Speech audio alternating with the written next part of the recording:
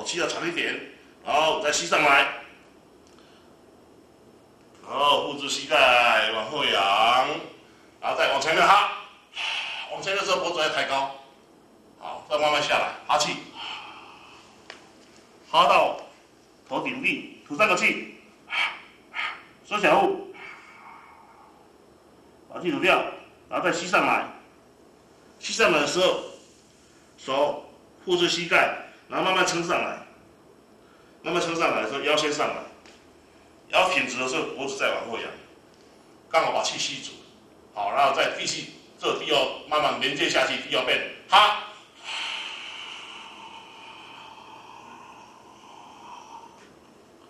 吐，吸，慢慢鼻子吸气，吸上来，吸到往后仰，护着膝盖往后仰，右边哈，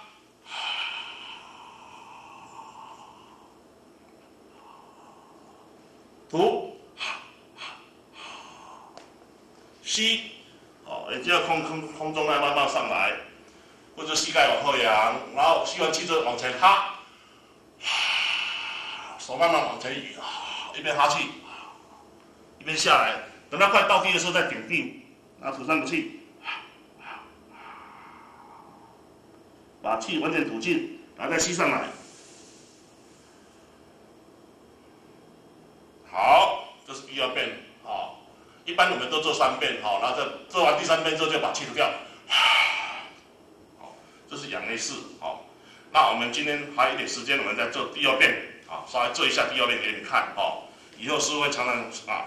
让你们练习，一定会学得来的，我们做第2遍，扶位双修式，因为佛陀讲我们要修福修慧，扶是我们的右脚、左脚，慧是我们的左脚右脚扶慧双修，然后手这样子，脚相抵，然后拉进来，然后吸一个气挺起来，好，记得腰要挺起来，然后舌头抵住上颚，眼睛闭着，然后挺起来的时候开始晃动你的2只脚，一直晃动，一直晃动脚。那这个动作你一定要腰要挺起来，舌头抵住上颚，舌头要抵住上颚，让你的那个身体的那个能量，静电在走的时候能够走得顺畅一点，因为每个人身体都有它的静电它会旋转，让它能够接触到你的核轮，好，这个我们叫做舌抵上颚打坐也是一个7支打坐里面的一种然后晃动这2只脚，可以把我们这个胯下这个经脉拉开。那这个胯下经脉这里有我们所谓肝经、肾经，那还有脾经，我们把它打开，然后一挺起来，腰一挺起来，还可以把你的尾骶也顺便拉开，还有你的会意识也可以拉开，然后这样晃动的时候刚好它整个运动就是你的小腹部这个地方，还有你的脚的地方。所以你这样一直运动，一直晃，你的射护腺肥大会改善，女孩子那个所以那一种生理病会改善然后你打坐，因为这样一直往下拉，打坐盘起来的话，很快就能双盘所以这个一定要慢慢做一般的话，你初阶的话，你刚刚学的话，最好晃个80下就好。那80下或120下、150下、200下都可以，你心中默算一般我说下就是秒啦，你看这个80秒一般我会这样算，1、2、3、4、5、6、7、8、9、10，当然算1秒，那晃了好几下了，你就只用心中默念，那其实。有的人他不心中默念，他会做到他感觉脚酸，再把它放下来，也可以，但是你不要做得太激烈，把那个胯下那个脚那个神经线把它弄到能够发炎嘛，那嘛不好所以说这一招对你的打坐帮助非常大，对你的生理男众的生理、女众的生理，特别有效果，很多女众因为做这一招，那他们就跟我讲，他们尿失禁也好了什么不痛的啦，什么一大堆啦，这招真的非常好用。男孩子是一样，因为他这个整个下面这个生理全部的再重新把它拉松软净，重新恢复弹性所以会越来越年轻荷尔蒙分泌的会越来越好所以说脸色就会红润精神就会好那走路就会轻盈，打坐能够持久所以说我们这个普惠双修式也算是一个很好的修行的方式。那你做完之后，我们配合呼吸我们配合呼吸，把我们血液里面的那种氧气充足一点，把血液里面的二氧化碳全部都把它交流出来所以说配合呼吸，停下来配合呼吸，让它下去的时候一样慢慢吐气，脖子抬高碰到你指尖的时候就吐3口气，收小腹。好，来慢慢吸上来，吸上来的时候姿势一样，都腰先上来，然后后肢膝盖撑上来，腰挺直的时候再吸气往后仰。好，做3遍哈，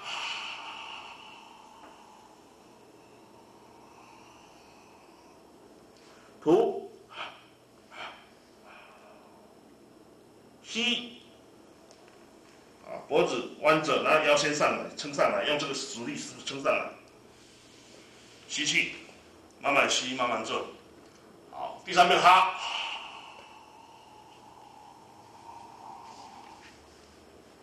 吐气，收小腹。好，慢慢吸上来，再往后仰，然后把气吐掉。